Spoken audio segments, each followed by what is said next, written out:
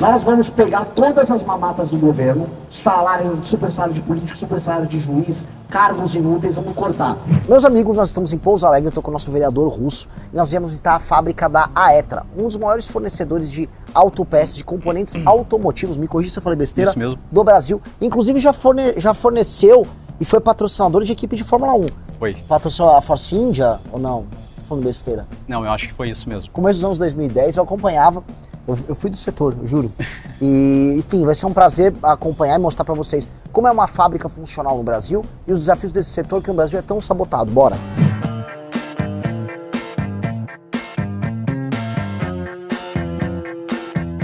Um dos grandes diferenciais que a gente tem aqui são as peças que nós chamamos peça de pele. O que é a peça de pele? São as peças aparentes, ou seja, faz parte do carro, mas não é a estrutura de esqueleto, de body do carro, e sim aquilo que é aparente no carro. Então, a gente tem tanto laterais, como capôs, como outras peças grandes de fabricação importante, porque é visual, né? Que a gente chama aí de classificação A. Que é o que precisa de acabamento, ela tem um outro nível de qualidade. Um dos grandes diferenciais que hoje nós temos dentro do grupo, a Aetra, é a prática e a filosofia de qualidade que nós temos dentro do grupo. A gente vai passar aqui por duas estamparias, uma que a gente chama de estamparia leve, são as peças menores, depois uma estamparia que nós chamamos de estamparia pesada, são as peças maiores, as peças com uma delicadeza estética um pouco maior. Só para dizer, uma peça desse você faz um pedaço de chapa, coloca ali e pum! Nós vamos ver esse processo lá. Maravilhoso. Ela chega retinha, primeiro estágio, faz a primeira forma, vai dando os acabamentos até ela sair prontinha no final da linha. Aqui basicamente são todos os nossos controles de qualidade. Se tu olhar para cada dispositivo vai ter uma peça, porque todas as linhas são liberadas através de uma peça dizendo assim, ó, eu assino nessa peça, está ok, podemos produzir. Essa unidade, ela também é verticalizada no seu processo de correções de ferramentas.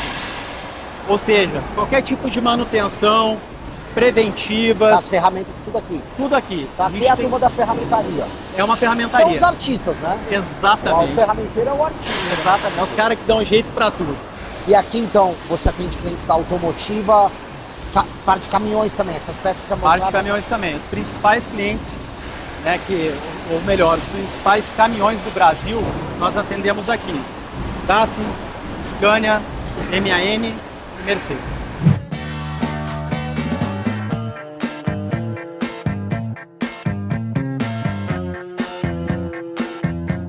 Essas linhas, elas trabalham todas elas neste mesmo modo, né?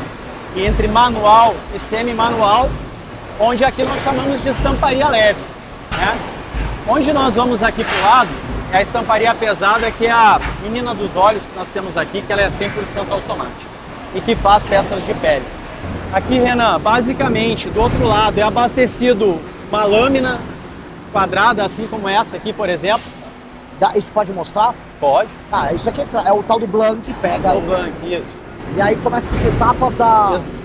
É lá atrás abastecido, passa por uma lavadora, o robô carregador já larga no primeiro, a primeira prensa que nós chamamos de repuxo, que é o repuxo que a gente faz a primeira forma, e depois segue fazendo as próximas operações.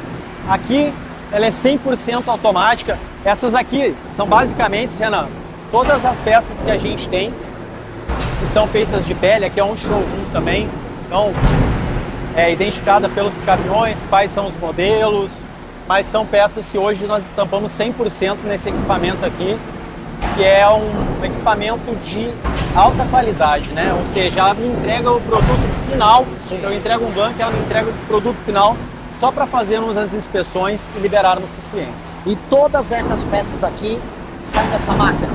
Todas essas aqui saem daqui. Aqui é onde nós temos as nossas inspeções finais, ou seja, o que o operador está fazendo? Ele está passando uma lâmina de óleo refletivo em cima, com aquele paninho, para ele conseguir perceber alguma imperfeição. E como é que está o setor no Brasil hoje, assim? Com os juros muito altos, os primeiros a sentirem são as fábricas de caminhões. E a gente acaba sentindo isso também aqui, né? A Selic alta, os juros sobem, os financiamentos reduzem, desaparecem e as vendas, obviamente, da autopeças caem também. E aquele é o que? A solda? Solda. Aqui são vários componentes pequenos. Nós abastecemos dispositivos, hora de um lado, hora do outro, ou seja, agora quando ele colocar aqui, ele vai startar, o equipamento vai girar para lá, vai soldar. De uma vez lá. Vai soldando componente por componente. E o de lá vem para cá já soldado, ele desabastece, ó, veio para cá soldado, agora abriu os grampos. Aí ele vai retirar o componente já pronto. Vai retirar, exatamente, e vai reabastecer. Agora tirou o pronto e vai alguns componentes migrar para o outro lado, porque são progressivos, e outros ele vai abastecer. São duas células idênticas aqui. Então, isso é da Montana também? Esse aqui é do T-Cross. Desculpa. Esse é Volks. Daqui para cá é 100% Montana. Segundo turno, a gente basicamente não tem mais programação agora, né? A gente trabalha só num turno cheio aqui e algumas pessoas à tarde.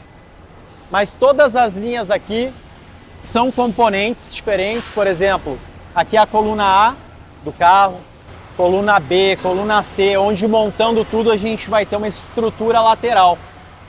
E o componente, acho que mais bacana que eu vou mostrar para vocês é esse que faz nessa linha toda aqui, que é a longarina do carro. Aqui é onde nós fizemos a longarina do carro.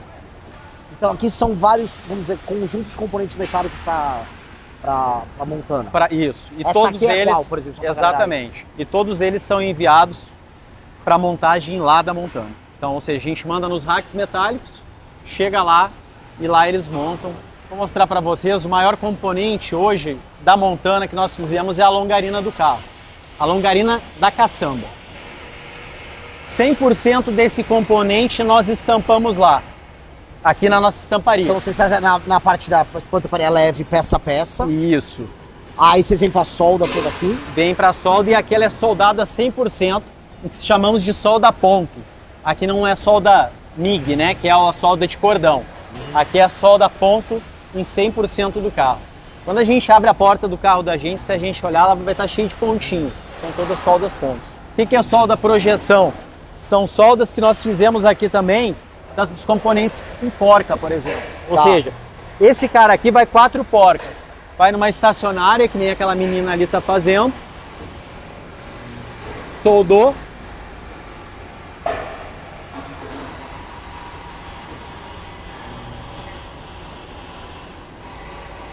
Vai colocar nas caixas KLT e vai abastecer as linhas. Uma curiosidade. Toda essa área aqui, desde aquelas chapas lá, até onde tem aquele luminoso, era a antiga Ford. Aqui era o atendimento à antiga Ford. Quando ela foi embora, né, do Brasil, essa área aqui foi toda desativada. A Ford da Bahia ou da... A Ford da Bahia, Ford Camaçari. Quando ela foi... Aqui era toda uma linha voltada para eles. Era uma linha 100% exclusiva do cargo. Era para ser no Rio Grande do Sul a Ford. Cara, eu me lembro como se fosse hoje. Antônio Brito trouxe a GM, né? E a GM de Gravataí foi na gestão dele.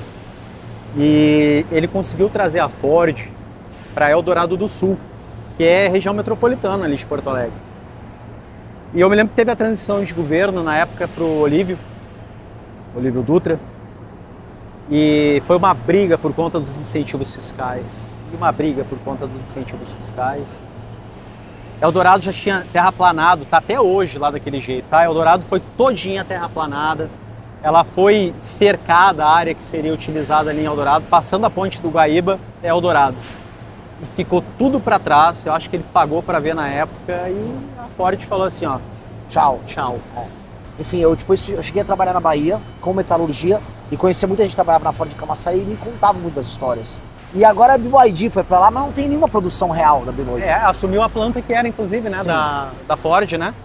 Mas não tem produção, você não vai ver isso na fábrica da BYD lá, né, que me dizem. Não.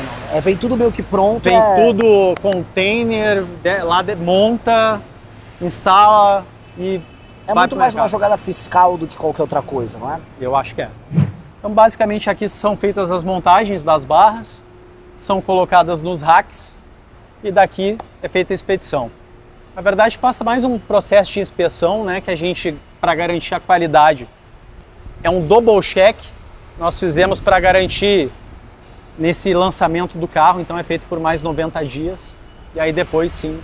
Você viu o modelo da Tesla de fazer, não só o chassi, praticamente todo o carro em si, a parte metálica do carro, que eles estão injetando tudo? Ih, cara. Não é bizarro isso? Demais, cara. Ah, mas... Não, é incrível, mas diz que o próprio Musk participou disso. Eu li na biografia dele que ele estava brincando com um carrinho, e vários carrinhos que a gente compra, o chassi todo, a estrutura é injetado uma vez só. Aí falou, por que a gente não injeta um de verdade? Os caras, não, é loucura. Claro, eles inventaram uma máquina na Itália gigantesca, uma injetora, e eles injetam praticamente tudo. A loucura aquilo lá. Mas isso se comenta, assim, na indústria, sobre esse tipo de método deles ali, ou... Eu acho que, assim, comenta, mas ainda está muito longe, né, do alcance. Mas assim, claro que se fala mais como curiosidade do que como vamos fazer, vamos tentar. Aqui, ó, tem muita tecnologia, Renan, muito bacana, atual e prática. Aqui, no detalhe, se eu fosse te mostrar, eu ia te mostrar algumas coisas aqui que ia te surpreender que hoje a gente tem. Eu venho de 2 multinacionais e a Etra, ela tem um porte de multinacional. Sim. Quando eu trabalhei no setor, a Etra, eu nem sabia que ela era brasileira. É tipo, tem a Etra, sabe? E é isso, que a Gestamp, esses caras. E ela tem um porte de multinacional, e eu vou te falar, eu como vim de multinacionais, eu te falo, o nível tecnológico do grupo, cara, é superior a grande parte das multinacionais. A gente tem muita tecnologia e hoje, cara, todas as tecnologias que a gente utiliza, principalmente nos novos lançamentos, ponta. Aqui, Renan, é 100% pintado manualmente essas cabines, tá? Essas que a gente vai ver lá na frente são 100% pintadas pelos nossos pintores. Aqui, para lá, ainda tem um mundo imenso ainda de e-coach, que é o fundo das cabines. Então, assim, para lá ainda tem um universo de processos para até essa cabine chegar aqui. Eu nem te levei lá na parte que monta... Cara, é muito grande. Ainda tem mais. Aqui a gente chegou basicamente na metade da fábrica. Uma pergunta, isso aqui é pintado à mão? Tudo. Eu vou te mostrar aqui, tu vai te surpreender. Stop. 100% pintado. Aqui, ó. Aqui, ó. E aqui é um time muito talentoso, tá? Aqui pra gente treinar um pintor. Conta demais, né? Pra gente deixar um pintor assim, vai um tempo, é um investimento de tempo muito grande. Então a gente tem um time muito talentoso aqui. Para entregar o negócio assim, com esse acabamento? Assim, com esse acabamento medido, tá? Aqui, toda essa superfície, elas são medidas. Aos microns de... Tonalidade e medido que se chama de rugosidade ou casca de laranja, que é aquele efeito que tu olha, tá... Sim. Tudo medido com equipamento de precisão. Essas cabines vêm para cá, onde nós chamamos de acabamento, e aqui elas são 100% finalizadas, ou seja, inspecionadas, tem alguma coisa, é dado polimento nela, é dado um acabamento final nela, para aí sim a gente colocar no caminhão. Cada caminhão tem uma cubagem de 5 cabines, para a gente mandar para Ponta Grossa. Aqui passa pelos túneis de luz, é feita a inspeção, lá no final então é carregado o caminhão e daqui.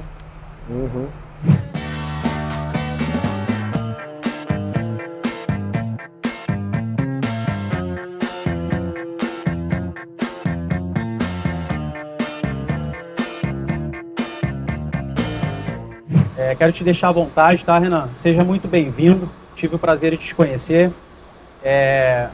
A Etra aqui faz questão de te receber e passo a palavra para ti aí, tá bom? Seja bem-vindo aqui à unidade.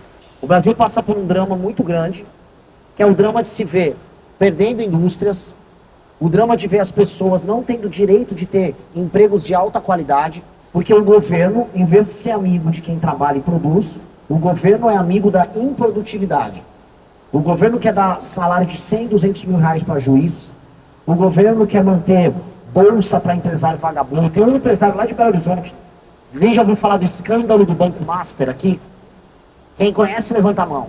É o último escândalo que teve aqui no Brasil. O escândalo é um banqueiro que comprou o ministro do Supremo, comprou todo mundo, ficou multibilionário. Esse tipo de cara, que não produz nada, ele só compra autoridade, Esse tipo de cara ficou multibilionário. Enquanto gente muito séria ao redor do Brasil, que trabalha e produz, trabalha com uma margem apertadinha para fazer as coisas funcionarem. Eu morei numa região chamada Jundiaí.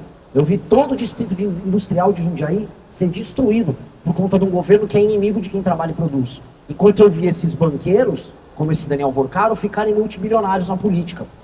Então é um país em que está tudo errado. É um país em que vale a pena ser vagabundo. É um país em que vale a pena você não fazer porra nenhuma. Você pode falar palavrão? É um país em que vale a pena não fazer porra nenhuma e ficar aguardando alguém te dar alguma coisa. É um país em que vale a pena você ficar acomodado, puxando o saco de político, puxando o saco de bandido. E é um país em que você que é um trabalhador, você que é uma trabalhadora, não importa o setor que você esteja, não importa o quanto você ganhe. Se você sai na rua, você não está seguro se você vai poder tirar o seu celular do bolso e atender uma ligação. Porque vai vir um vagabundo e vai roubar o teu celular. Ou seja, quase toda a sua experiência de vida no Brasil, do momento em que você trabalha e a empresa que você trabalha é sabotada, até no momento que você quer comprar alguma coisa, o juros está caro, o imposto está caro, o carro que você vai comprar está caro, a comida que você vai comprar está cara, você percebe que você é sabotado. E ainda no fim do dia, vem um cara para roubar o fruto do teu trabalho, que seja um celular, levar isso de você, e você sabe que ele nem vai ficar preso por 10, 20 anos, que é o que um país sério faz. Num país como os Estados Unidos, se alguém roubar teu celular com uma arma, ele vai ficar preso por mais de 20 anos. O cara vai sofrer. Aqui no Brasil, se o cara rouba o teu celular, ele tá outro dia na rua, e se for menor de idade, ainda tá tirando sarro da tua cara. Nós temos que ter, esse é o ponto, ódio dessa injustiça. Porque não tá valendo a pena para muita gente ser brasileiro. Não tá valendo a pena investir no Brasil para muita gente. Não vai estar valendo a pena você trabalhar no Brasil. Quantas pessoas que eu sei, amigos meus, falam assim, pô, eu ralo pra caramba, aí eu eventualmente vejo, tem um cara lá que tá recebendo uma bolsa na puta que pariu, recebeu um empreguinho do governo e eu tô pagando a conta desse cara. Eu ralo pra outro só ficar de boa. Ou um cara que presta um concurso pra não fazer nada. Ou um cara que é um apaniguado, que um político vai lá e contrata e joga ali num canto. Quantas vezes a gente não vê isso e se sente um inútil, se sente injustiçado, se sente um otário? Você se sente otário porque você faz o que é certo. No Brasil, tudo é ao contrário. Você faz o certo, mas você é tratado como um otário. E se você faz o errado, você é tratado como bom. Volto a repetir. Aquele banqueiro que eu falei, que é um banqueiro lá de Belo Horizonte, comprou ministros do Supremo todos os presidentes do partido, saiu com as mulheres mais bonitas do Brasil, ia nas festas, fazia safadezas todas com essas pessoas, e era celebrado, ia lá na Globo, nas festas, todo mundo achava ele legal. Já quem rala, já quem está trabalhando, não. Você é tratado como inimigo. Se você, eu volto a repetir o caso do celular, quem aqui já foi assaltado ou já teve algum parente assaltado, levanta a mão. 1/3 das pessoas aqui. Se você olhar ao teu redor, quando a pessoa, você é alvo dessa violência, muito provavelmente a pessoa que te roubou esse bem não te trouxe de volta o bem, você não foi restituído daquilo, aquela pessoa não ficou os anos que ela deveria ficar na cadeia, e aquela pessoa voltou para a rua muito rápido. Vocês sentem que é um país justo com vocês? Sim ou não? Quero ouvir mais alto. Eu estou filmando aqui, não ou sim? Não ouvi esse não, galera. Quero ouvir um não forte. Não, vamos lá, pô. A gente não pode aceitar isso. É um país que ele é injusto. Nós não podemos aceitar viver num país em que a gente é tratado como escravo. E esse é o pedido que eu estou fazendo na pré-candidatura. Eu quero aumentar todas as penas para crime violento no Brasil. Se alguém roubou seu celular, ele vai ficar 30 anos em cana. Se alguém assassinou uma outra pessoa, ele vai ter prisão perpétua. Se a pessoa está presa, ela não vai ter a famosa progressão de pena. Ela não vai ser solta novamente. Membro de facção criminosa tipo Comando Vermelho e PCC não tem direito nenhum. Ele é capturado imediatamente e levado para o presídio. Nós vamos pegar todas as mamatas do governo, salário, super salário de político, super salário de juiz, cargos inúteis, vamos cortar. Fazendo isso a gente consegue diminuir impostos e diminuir os juros. O seu dinheiro vale mais no fim do dia. E os produtos vão ficar mais baratos. Isso também vai gerar mais empregos, mais produção. A fábrica de caminhão e a fábrica de carro vai puxar mais peças de vocês. Vocês vão ganhar melhor. Isso gera um ciclo virtuoso de melhora na vida de todos nós. Então é isso que nós precisamos. Isso está nas nossas propostas. E é um plano que não é fácil de execução. Se fosse fácil, qualquer um tinha feito. Mas é o único plano possível. E eu estou aqui, assim como eu estarei na televisão nas próximas semanas, falando com vocês e fazendo algo que quase ninguém faz. Que é, quem quiser me perguntar absolutamente qualquer coisa, eu respondo. Se quiserem, fica o microfone aberto, pode fazer absolutamente qualquer pergunta sobre qualquer tema. Não tenham vergonha, não tenham medo de fazer pergunta, porque este é o único caminho. Eu ouvi vocês ouvirem a gente trocar ideia. E aí eu abri, não sei quantas perguntas me permitiram, 3, 4 perguntas, e vai ser um prazer. Ele já quer fazer, vai ser bem legal. Ele? Quer... Qual que é o plano seu para você mudar esse mecanismo? Só para a galera ouvir. O plano seu para você mudar esse mecanismo todo da política? Pessoal, eu tinha falado agora há pouco, vocês sabem que o Brasil está para quebrar. O Brasil está para quebrar mesmo. Daqui 2 anos, a curva de dívida do Brasil vai ficar tão alta e que ninguém mais vai querer rolar a dívida do Brasil. É como se você está estourado num cheque especial e o banco já não vai te dar mais limite nenhum. Que não vai ter dinheiro para o Brasil pagar as próprias contas já a partir de 2028. Tá? Este é o grande problema. E os políticos sabem. Então, meio que eles estavam agora nos últimos anos, uma farra de rouba, gasta, vai empurrando com a barriga e vai ver o que faz depois. Como todo mundo sabe, inclusive mercado, que a situação ela não está boa, todo mundo sabe que o próximo presidente vai ter que resolver isso. Então eles estão tentando fazer de 2 maneiras. Ou elege o Lula ou o Flávio, que são os caras do sistema que estão no jogo, que vão ficar ali, vão ficar empurrando com a barriga e ninguém vai preso. Ou entra alguém para fazer a alteração. E qual é a alteração? Diminuir o poder do STF. Alguém aqui sabe que o STF no Brasil manda demais, certo? O STF está acima da lei, inclusive os caras do STF, eu posso ser preso porque eu vou falar. Eles estão roubando. O Alexandre de Moraes e o outro ministro Dias Toffoli, em um país sério, estariam presos. Vai precisar ter alguém honesto, que não tem rabo preso com eles, para colocar eles de volta numa caixinha. 2, tem um negócio no Brasil que chama emenda. Alguém já ouviu falar de emenda parlamentar? Quem já ouviu, levanta a mão, porque senão eu explico. Emenda parlamentar só existe no Brasil, é uma invenção brasileira. Um deputado, um político, ele pode pegar um pedaço do dinheiro do governo e fazer quase o que ele quiser. Não existe isso nos Estados Unidos, não existe isso em países sérios. É uma coisa meio brasileira a emenda parlamentar. Os deputados, eles roubam a emenda parlamentar. Eles pegam o dinheiro do governo, mandam para um amigo lá na cidade deles, o amigo finge que faz uma obra e bota o dinheiro no bolso. É por isso que toda obra pública que a gente vê, ou quase toda, ela é meio mal feita. Porque o dinheiro é desviado, ele vai para o bolso do cara, e aí o político pega esse dinheiro do bolso e compra o voto da população na hora da eleição. Você já deve ter visto esse tipo de coisa acontecer. Compra de apoio e tal. Pois bem, brecar e acabar com as emendas como elas estão. É fiscalizar isso pra caramba, e aí você vai obrigar o político a parar de ficar nesse jogo, nesse sistema de compra de apoios. Então, fazer isso com o Congresso e do outro lado, fazer com o STF, colocar eles na caixinha, fazer eles trabalharem dentro do rigor da lei. Para isso você não pode ter rabo preso. Então, eu não tenho rabo preso, não conheço os outros candidatos na vida pessoal para saber se eles têm rabo preso. Eu sei que o Lula e o Flávio têm. E ir para cima desses 2 agentes. Com isso você acalma o jogo e pode passar o que precisa ser passado. Como que faz para diminuir isso sem faltar dinheiro na saúde, segurança, educação? Isto é uma pergunta de alguém maduro. Porque as pessoas pedem assim, só reduz imposto, mas como paga a conta? Hoje, no Brasil, e isso é bem verdade, vocês raramente vão ver um candidato falar isso. Hoje não dá para reduzir imposto. Se o político falar, não, eu vou reduzir assim, não dá. Porque não vai sobrar o dinheiro, porque o Brasil está devendo, o Brasil está no vermelho. O que o Brasil vai precisar fazer? Para eu reduzir imposto, eu vou ter que cortar gasto. Aí tem que ver a lista do que vai cortar de gasto. Gasto 1. Tem um monte de renúncia, que é imposto não pago por empresas amigas do governo. Isso vai ter que cortar. Super salário de juiz desembargador. Isso custa coisa de 15 bilhões a 20 bilhões todo ano. Isso tem que cortar. Vai ter que mexer na Zona Franca de Manaus, um pedaço. Vai ter que mexer. Renúncia fiscal. Quase 30 bilhões só ali. Vai ter que mexer.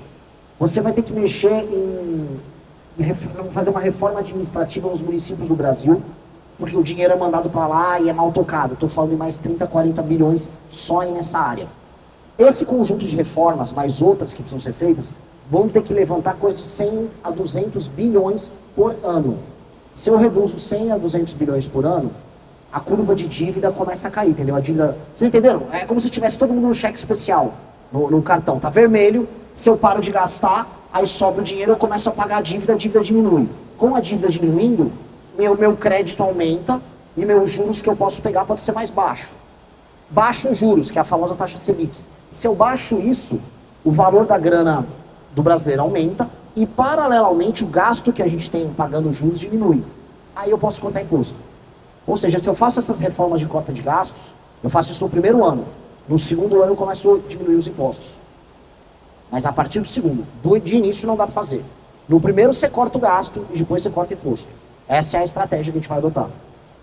Pessoal, boa tarde. Sou Israel Russo, vereador aqui de Pouso Alegre. Só para complementar o que o Renan está falando, a gente tem hoje já uma proposta acontecendo de redução de imposto. É do deputado federal Kim Kataguiri, também do Partido Missão. Perdão, a redução do IPVA. Para você pagar ali até 1% do valor venal do veículo.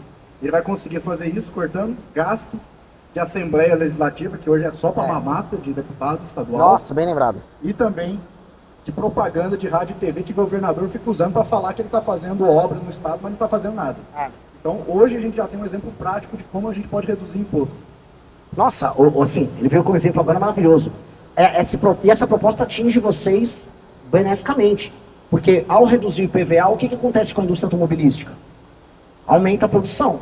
Vão fazer mais carro, que as pessoas vão sentir, vai pagar menos imposto sobre o carro. Vão querer comprar carro novo. E aí isso ajuda a produção para vocês. Esse projeto a gente entrou, já coletou as assinaturas e volta esse ano. Aí o IPVA vai chegar no máximo 1% do valor venal do carro. Tá? Só que o que ele fez para o projeto andar? Ele já colocou junto a redução do imposto. A redução do gasto. Que é o gasto de propaganda. Sabe aquelas propagandas na TV que a gente fica vendo? Tipo, Lula inaugurou agora uma passarela. Corta isso. Não vai gastar esse gasto. A gente vai economizar bilhões de um lado e aí você pode cobrar menos imposto do outro. Queria saber se você está disposto a tomar medidas assim populares. Você falou, o Brasil está quebrando, né? O próximo governo, a bomba vai cair na mão dele. Vai ter que, no meu ponto de vista, vai ter que mexer com reforma de previdência, vai ter que mexer no funcionalismo público. Isso é uma coisa que, tipo assim, você está disposto a tomar essas medidas impopulares? Senão, depois de 4 anos, você sabe quem que volta, né? Ó, outra pergunta extremamente sincera e honesta. Sim, a gente vai precisar tomar medidas impopulares. Vai ter que ter outra reforma da Previdência. Vai ter que ter cortes no alto funcionalismo. Vai ter que ter corte de privilégio, vai ter corte... O bom é o seguinte, a gente pode cortar primeiro o absurdo. Tem muita coisa absurda antes de eu cortar outras coisas. Outra coisa que eu vou ter que fazer, pente fino no Bolsa Família. Tem muita gente que está no Bolsa Família e que não podia estar. Quer uma novidade que tem agora? Alguém já ouviu falar do BPC? Benefício de Prestação Continuada?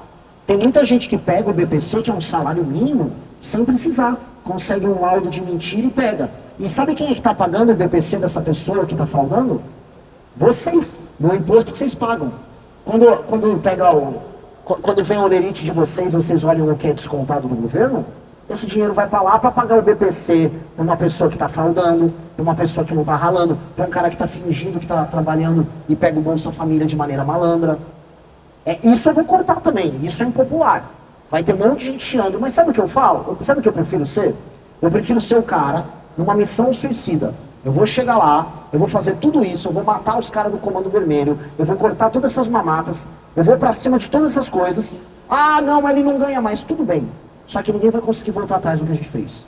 Eu prefiro fazer uma missão suicida, porque eu não tô aqui, de forma bem clara, eu não tô aqui pra ficar rico, eu sou um cara de classe média normal, mesmo sendo presidente de partido. Eu não tô aqui pra nada, eu tô aqui pra entrar pra história. Meu objetivo é entrar pra história, eu quero que as pessoas lembrem, teve um louco que chegou na presidência, fez o que precisava, e sei lá, depois foi jogar bola. Mas eu quero fazer isso, eu quero ser esse cara, eu quero ser lembrado por ter sido a pessoa mais corajosa a ter feito essas medidas. Em relação ao pente fino do Bolsa Família, também vai entrar Minha Casa Minha Vida, porque esse programa ela beneficia muitos de classe baixa. E infelizmente muita gente estão conseguindo essas casas e não tem necessidade de tê-las, entendeu? Queria saber se vai entrar mais esse pente fino. E muita gente paga aluguel, o aluguel é altíssimo e tenta ter e não consegue ter porque a pessoa vai lá, consegue a casa, mas não precisa ter a casa, porque a gente sabe que ela tem casa, tem carro e fica nessa aí, consegue a casa e fica morando e até vende também. Isso é um problema clássico nosso, isso é um problema clássico brasileiro.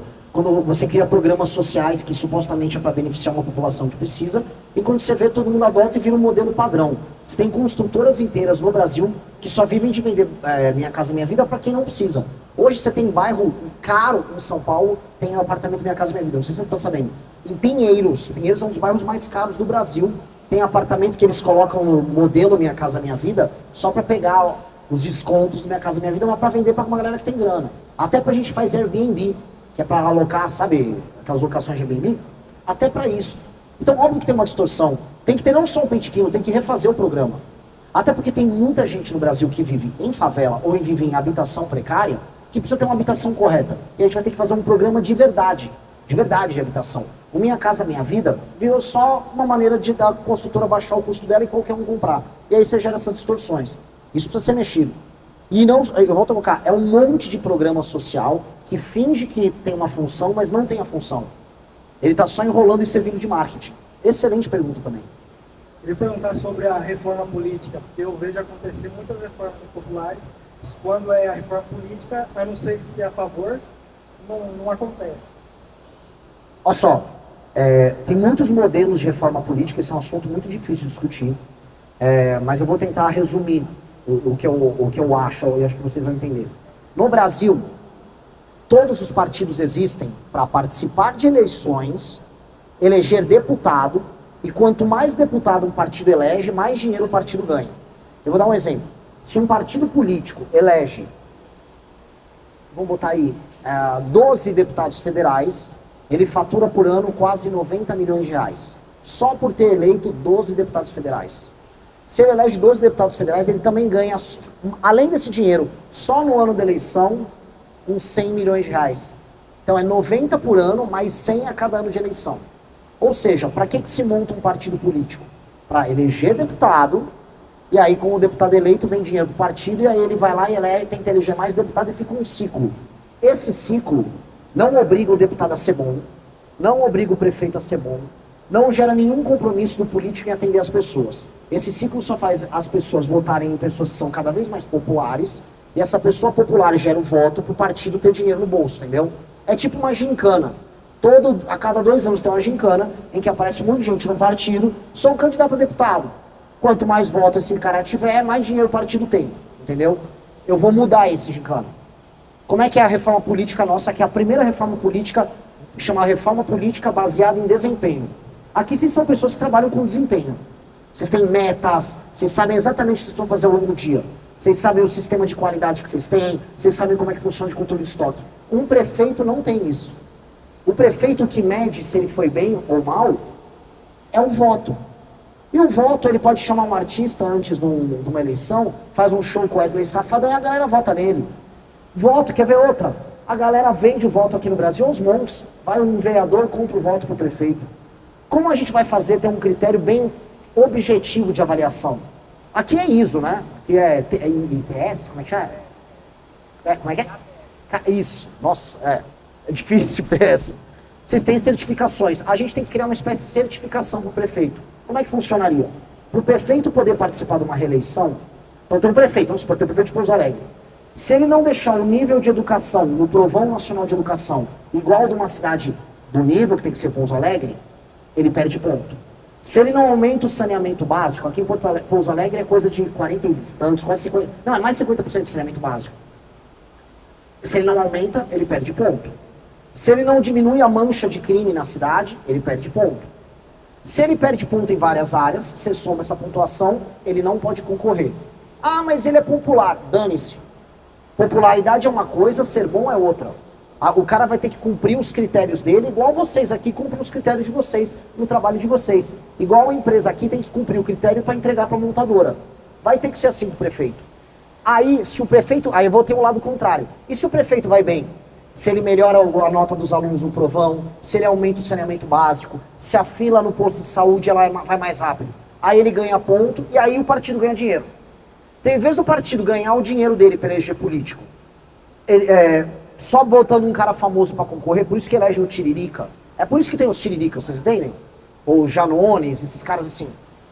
Ele muda. Nós temos que botar prefeito que bata a meta. Prefeito bateu meta igual todo mundo aqui bate meta, o partido tem recurso e o prefeito pode participar de reeleição.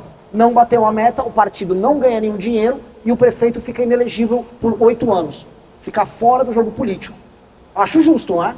Essa é a reforma política que a gente quer fazer. Isso também responde você, como alterar o sistema.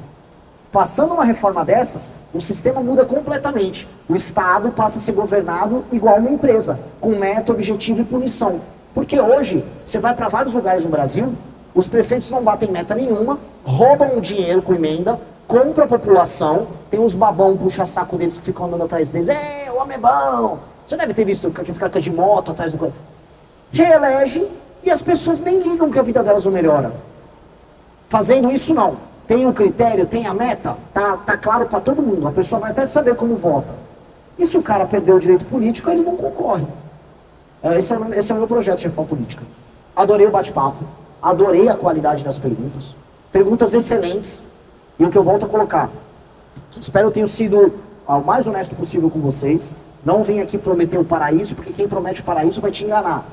Político bom é o que fala, às vezes, o que você não quer ouvir. Todo líder bom, em qualquer coisa na vida, no trabalho também é. Vocês devem ter os seus chefes de setor, e o chefe de setor às vezes é chato, mas é pro cumprimento da meta e no final é bom. O líder bom fala as coisas que as pessoas não querem ouvir. E também fala às vezes o que precisa ser dito. Mas nunca confiem no líder que apenas fala o que vocês querem ouvir, quer deixar vocês felizes. Essa pessoa está levando vantagem para vocês em um momento que é impossível em qualquer relacionamento humano você concordar com alguém o tempo todo, não é? É impossível. Então, o que eu estou propondo é uma coisa muito maluca.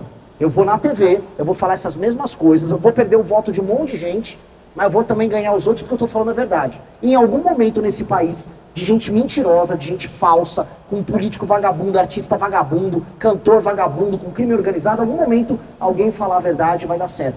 É isso que eu estou tentando, é isso que esse cara está tentando, e para mim é uma honra gigantesca estar aqui com vocês, tá? Uma honra enorme. Eu vou voltar para São Paulo super feliz, logo em seguida eu vou para o Maranhão, vou falar essas mesmas coisas no Maranhão, torcer para que não me matem, porque o Comando Vermelho está atrás da gente, o PCC está atrás da gente, mas foda-se. Melhor morrer falando que acredita do que viver como um covarde, e eu não quero viver como um covarde. Muito obrigado, meus amigos.